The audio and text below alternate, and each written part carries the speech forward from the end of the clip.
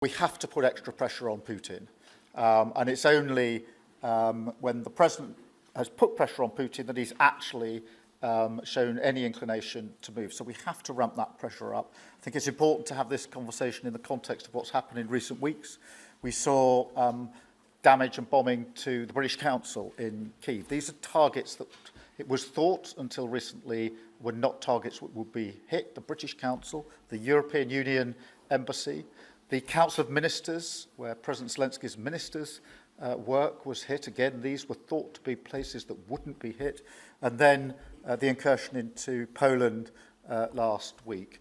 And if you put that together, what you can see is either an emboldenment or at least an increased recklessness on Putin's part. And that's why I said earlier that they're not the actions of someone who wants peace. So we have to ramp up. And we discussed earlier today, we have built the coalition of the willing with British leadership and French leadership, stepping up with military planning in the seas, in the sky, on the ground, and ramping up what we do with the Ukrainians themselves. And of course, that taken with an American guarantee is now an example, I think, of the challenge of Europe stepping up to the plate, which it has done in the last few months, to show through what we and the French have done, that we're prepared to take the lead in this. Look, I mean, in terms of I was christened, so that is my church has been all my life, and we are, that is wired into our informal constitution. Of course, we celebrate many other faiths as well, and I'm really proud that we're able to do so as a country. And on free speech, that has long lived in this country, free speech. It's one of the founding values of the United Kingdom, and we protect it jealously and fiercely, and always will, and we will bear down on any limits on free speech.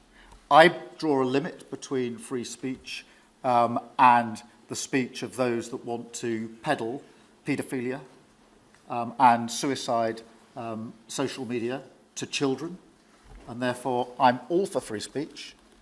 I'm also for protecting children from things that will harm them, paedophiles, those that peddle suicide, which has had a terrible consequence for individual, particularly teenagers.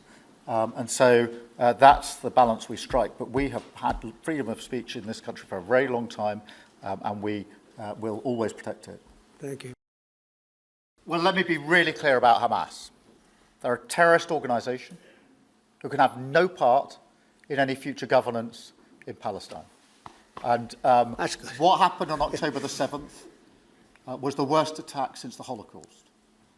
We have extended family in Israel. I understand firsthand the psychological impact that that had across Israel.